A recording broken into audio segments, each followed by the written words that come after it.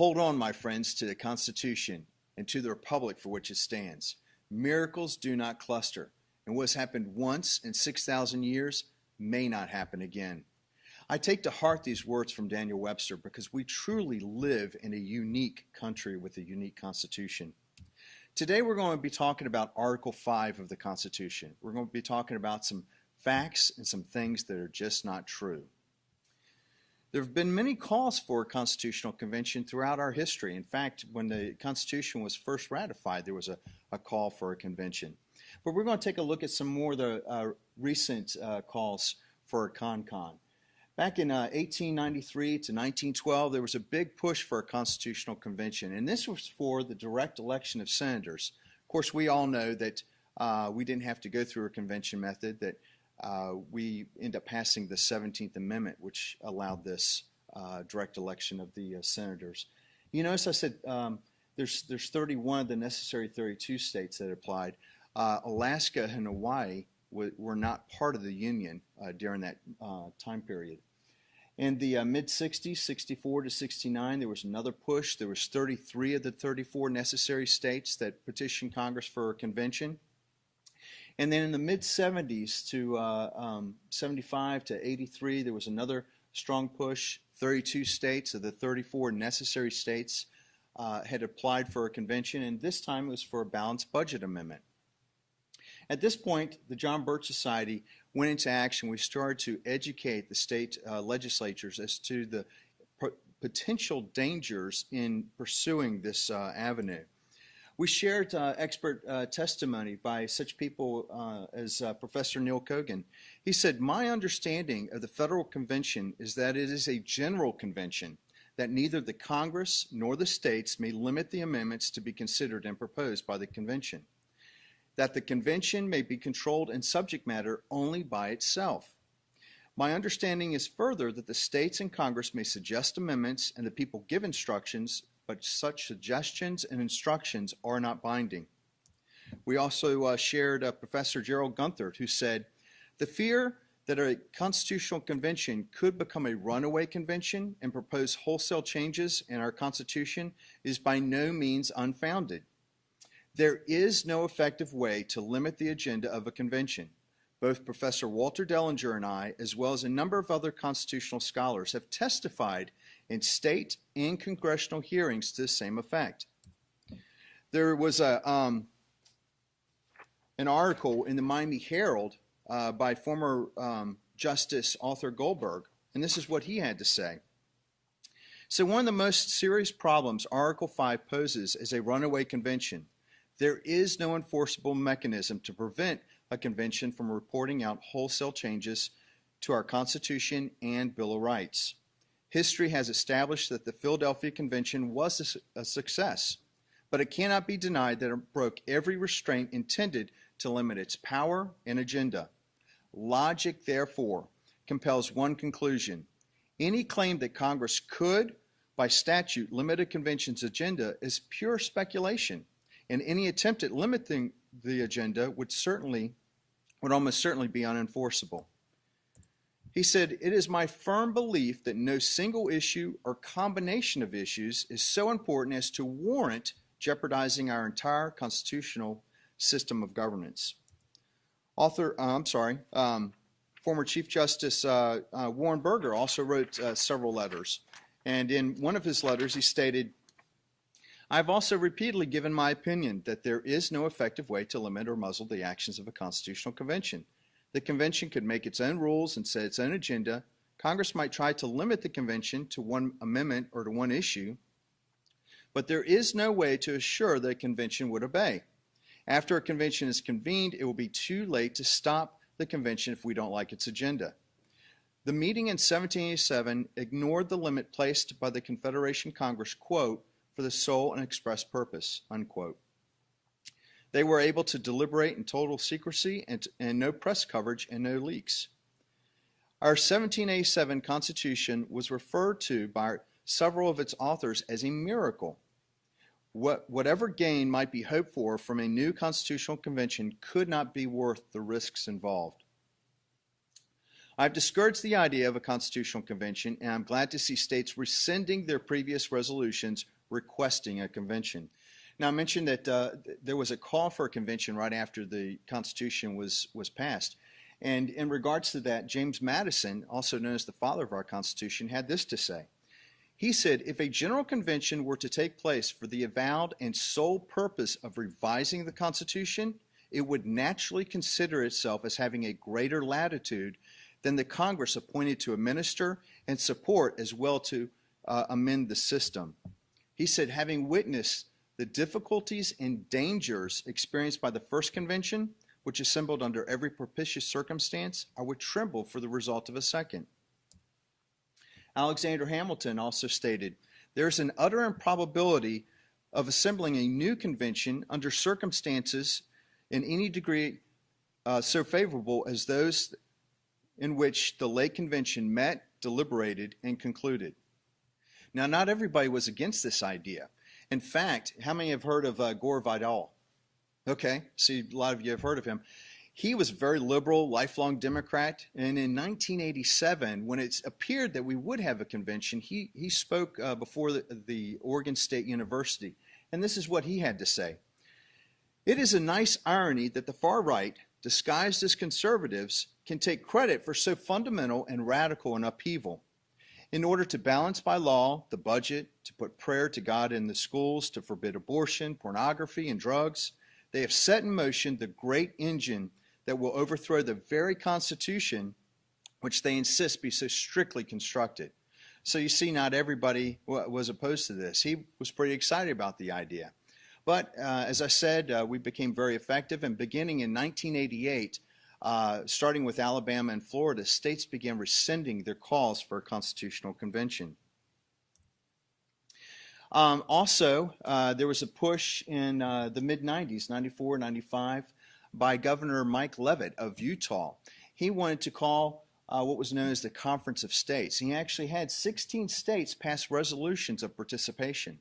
Now, during that time, there was a reporter from the Salt Lake Tribune that was covering this story, and she had given credit to the groups that were stopping this, and she credited the John Birch Society as one of the groups that had put a stop to this Conference of the States. Now, other groups involved began to complain to the paper that the John Birch Society had been given too much credit. Now, as fate would have it, the reporter found herself on the plane next to the governor himself, and she had the opportunity to ask him. She said, "Governor, I've been accused of giving the Birch Society too much credit for derailing a state's conference. Who really pushed your train off the track?" The governor responded, "You've reported it right, Lori. It was absolutely the John Birch Society." So you can see this is not a new thing for us. We've been educating people about this issue for quite some time. Now, what is the difference between people that oppose and people that support a convention? People that support will say that you can limit the convention to specific subjects for which it's called. Those that oppose will point out that you can't limit a convention, either by Congress or the states. Legislative oversight. Proponents will say states will determine how the delegates are selected, can give them instructions, and if they get out of hand, they can recall them.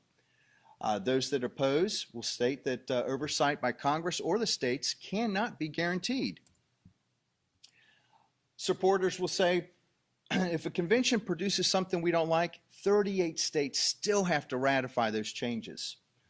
Opponents will state that a new ratification process can be put into place to adopt those changes that we don't like. And the bottom line is the suggested solution.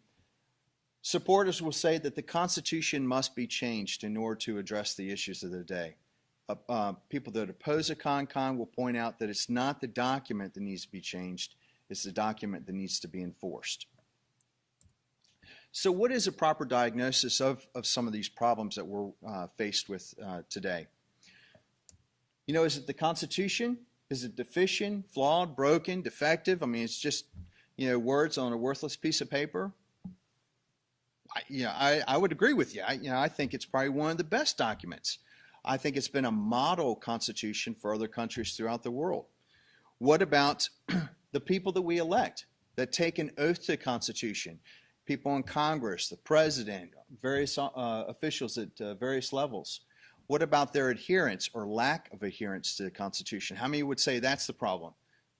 Yeah, almost everybody. I would agree with that position. But here's the thing.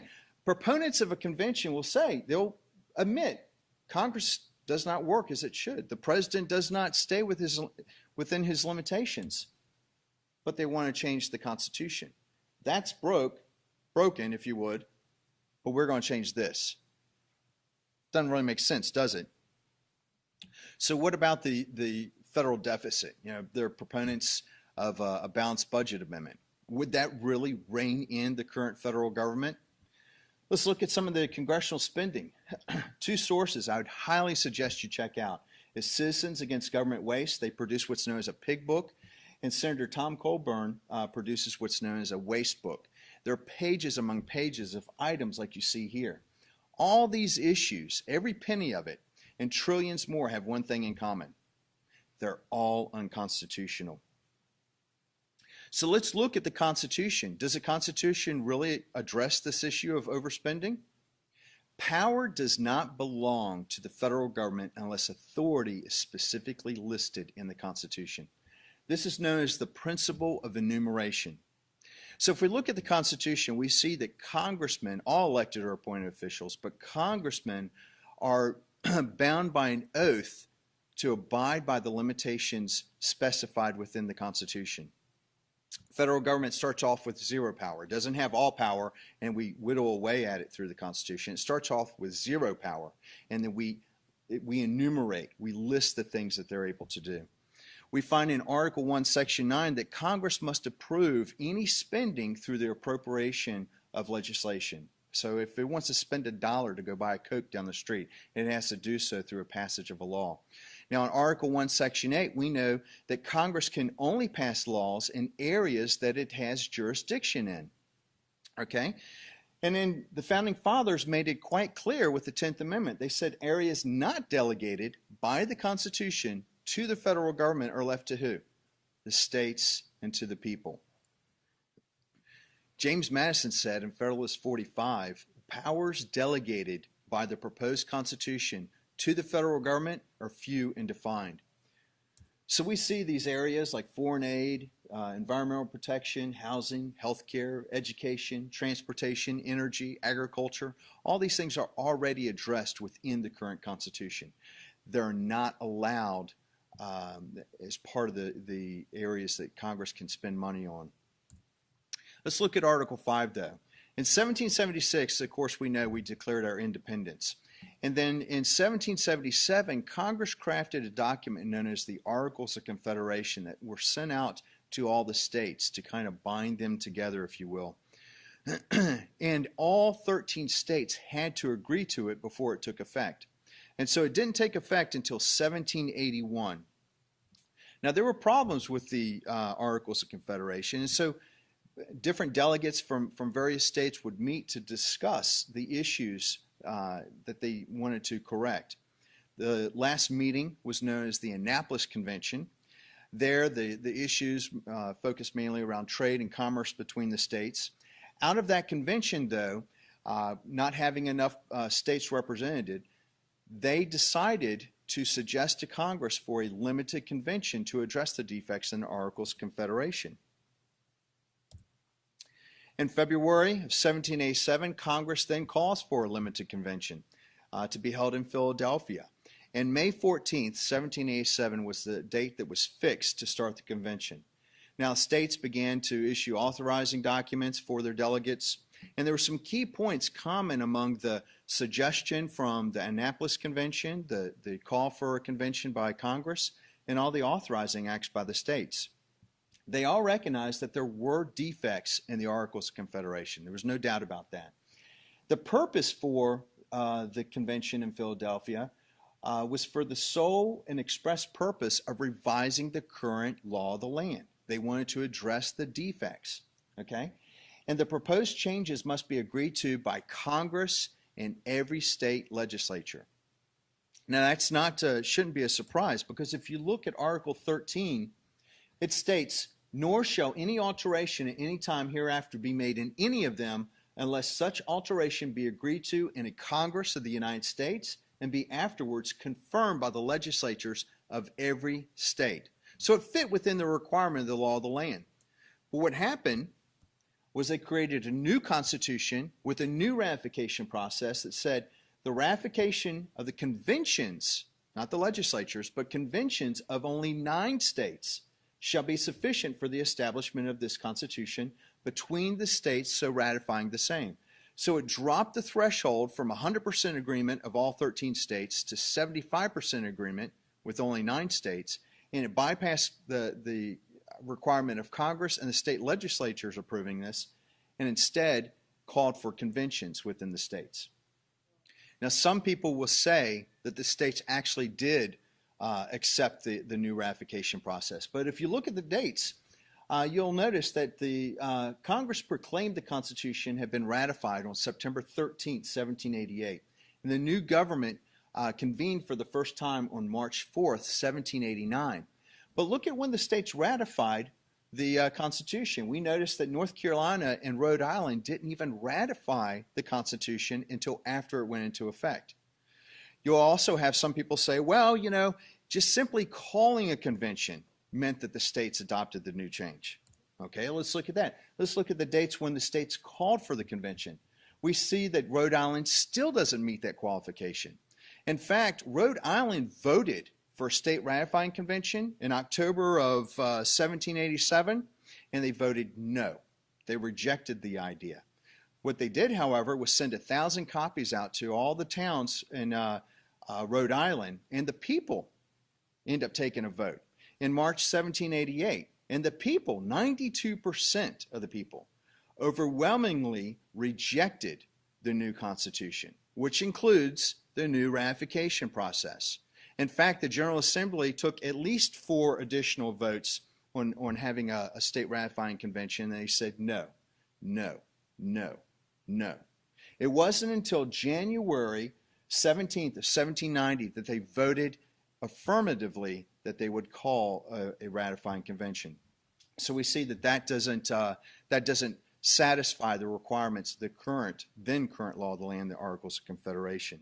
Now, the Articles of Confederation was a completely different document, okay? The Constitution wasn't just some small changes. If you look at some of the features of the Articles of Confederation, we find that there was no executive branch, okay? There was no way to enforce the laws that Congress had passed.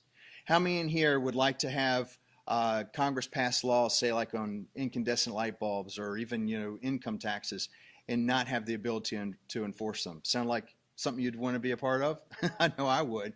Well, that was the condition back then under the Articles.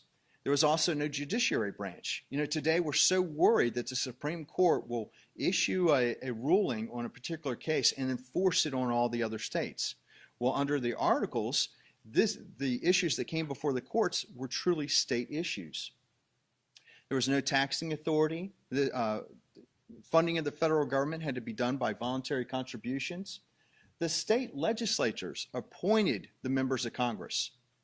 Now think about that. If the state legislators appointed the members of Congress, who do you think the members of Congress would be responsive to?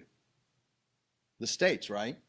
There was also a president during that time, but recall, no executive branch. That was very similar to the Speaker of the House. He was president of the Congress. Between 7 congressmen per state, only 1 vote per state. Congressional pay was the responsibility of the states. Again, who are the congressmen going to be responsive to if the states are paying their salary? The states, right? Congressmen could only serve 1-year terms, and they had term limits. This is one of the defects that the Founding Fathers saw with the Articles of Confederation. They could emit bills of credit, but they could not regulate commerce. Any changes or even the adoption of the Articles of Confederation had to be done by all 13 states. Gouverneur Morris, speaking about term limits, said, imposing ineligibility tended to destroy the great motive to good behavior, the hope of being rewarded by reappointment. Alexander Hamilton said, nothing appears more plausible at first sight, nor more ill-founded upon close inspection. So what about these terms? Constitutional Convention, Amendments Convention, CONCON, Article 5 Convention. What's the difference between these? Or is there really a difference? How do we know if we're talking about the same convention here or if we're talking about a couple different conventions? Mark Levin, you may have seen on a Sean Hannity special on Fox News, stated that he was calling for a convention, not a constitutional convention, and he referred to the Philadelphia Convention as a constitutional convention. If you look at his book, he states, importantly, in neither case does the Article 5 process provide for a constitutional convention. It provides for two methods of amending the Constitution. So it sounds like he's saying there's a couple different conventions we could be discussing, right? Mark Meckler stated, under Article 5, the states, via the state legislatures, have the right to call for an amending convention, Meckler explained. And it's important that we get our language right. It's not a constitutional convention. It does not open the whole Constitution up. This is an untruth that is stated by those people who are against it. It is an amending convention, which must take place under the rubric of the Constitution itself. And the way it happens is 34 states issue a call for a convention. This website, they say, those who oppose the use of Article 5 like to use the terms interchangeably. They say that a CONCON is dangerous and could result in the destruction of the American system of government. Any sane person, they say, wouldn't dream of pursuing a CONCON. Well, we agree. A constitutional convention would be dangerous, could very well result in disaster. But we don't want to call a constitutional convention. We want to call a convention of states. So how do we know what each of these terms are referring to? Are they referring to the same convention, or are they different? The easiest way to tell is by asking this simple question. What part of the Constitution grants the authority for the convention that you're talking about? Someone says, hey, I'm for an amendments convention or a convention of the states. What part of the Constitution grants the authority for the convention that you're promoting? Someone talks about a CONCON. What part of the Constitution grants the authority for the convention that you're talking about? Regardless of the terms, they'll all point to the exact same phrase in the Constitution, which states, the Congress, on the application of the legislatures of 2/3 of several states, shall call a convention for proposing amendments. So let's look at this clause in the text of all of Article 5. We'll notice that in Article 5, there's two methods for changing the Constitution. There's also two proposals for accepting those changes, and we find two limitations. Now, if you look at the bottom where the limitations are listed, you'll see ... And the reason for that is because it states that no amendment which may be made prior to the year 1808 shall in any manner affect the first and fourth clauses of the 9th section of the first article. Now, because it's past 1808, we're going to ignore this portion. Now, let's look back at Mark Levin's book. He states that the fact is that Article 5 expressly grants state legislatures significant authority to rebalance the constitutional structure. All right? So as we go through Article 5, let's keep this in mind, and let's look for where it expressly grants state legislatures significant authority. Now here we find that Congress is a subject, okay? And we also notice that there's a conjunction, an or. See where the or is highlighted? So we know that Congress can do two things. It can do one thing or another. It states that Congress shall propose amendments to this Constitution. And we notice that there's a dependent clause before that, right? Whenever 2/3 of both houses shall deem it necessary. So the first thing that Congress can do is propose amendments if 2/3 of the House and 2/3 of the Senate agree to do so. Or what else can Congress do? Congress shall call a convention for proposing amendments. And again, there's another dependent clause prior to that, which says on the application of the legislatures of 2/3 of several states. Do you see any significant authority granted to the states? Me either. But what I do see is that Congress is given the power to propose amendments or to call a convention. The states, they have power to petition Congress. And that petition power doesn't really kick in until 34 states do so.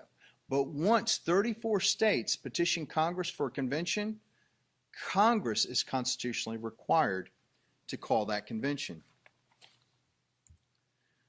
Now that brings us to Article 1, Section 8, which delegates to Congress the power, quote, to make all laws which should be necessary and proper for carrying into execution the foregoing powers. That's referring to clauses 1 through 17. And all other powers vested by this Constitution, unquote. Now, we're familiar with Article 1, Section 8, the majority of the powers granted to Congress, but there's powers granted elsewhere, such as Article 1, Section 2, grants the power to conduct a census every 10 years. Therefore, Congress has the power to pass laws to conduct that census. We also find in Article 3 that Congress has the power to limit the appellate jurisdiction of federal courts, including the Supreme Court. So Congress also has the power to pass laws in that area. We also see it's given power to call a convention. The power to call a convention for proposing amendments is one of those all other powers. Therefore, pursuant to that power, Congress may enact whatever law which shall be necessary and proper for carrying into execution the power to call a convention. How many have heard of the Congressional Research Service? Okay, a few of you. It was established in 1914 and renamed in 1970 to its current title of Congressional Research Service.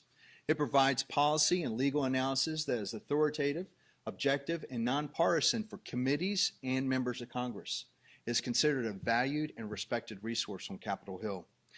Now, when people get elected to the House or to the Senate, they come with different backgrounds, different strengths, different weaknesses. They're not going to be able to answer every question that comes before them. So this branch was, or this department, agency, if you would, was established to help provide members of Congress with materials on how to make votes on issues that they weren't familiar with. In 2012, they produced a couple reports, and one I have here is the Article 5 Convention to Propose Constitutional Amendments, Contemporary Issues for Congress.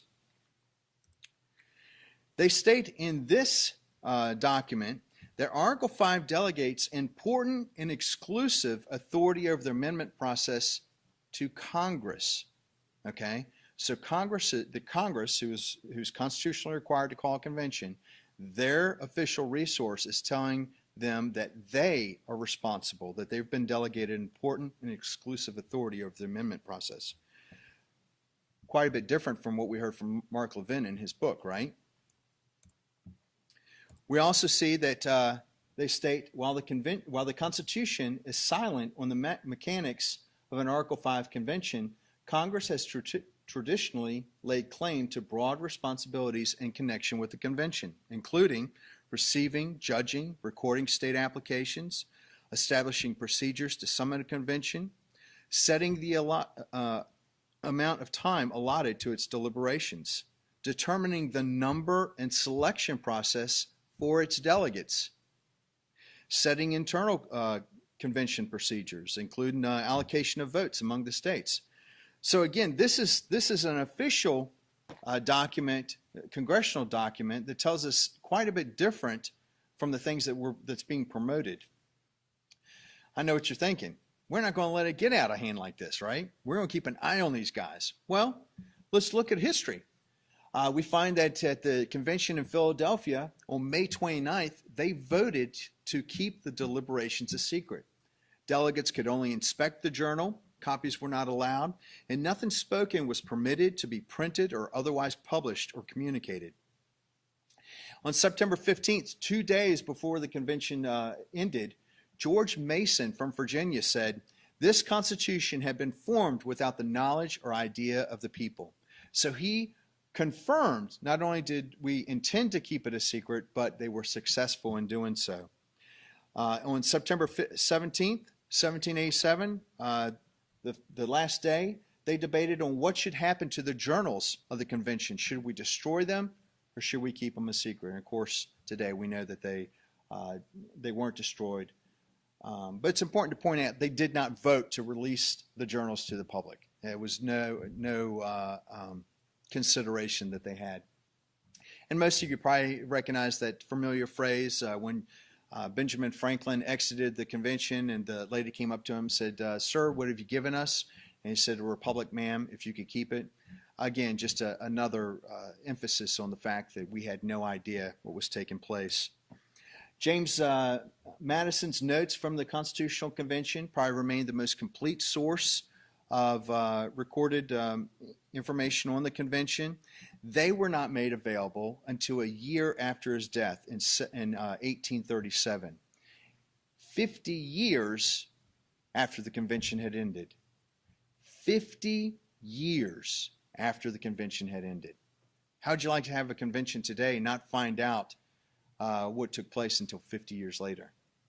Me either. Congress debated. Now, this is all we know as far as Congress is concerned. They received the new Constitution. They debated for 2 days and passed it on to the states. We don't know if they agreed with it, how many agreed, how many opposed, because there was no information on their debates recorded within the journals of Congress.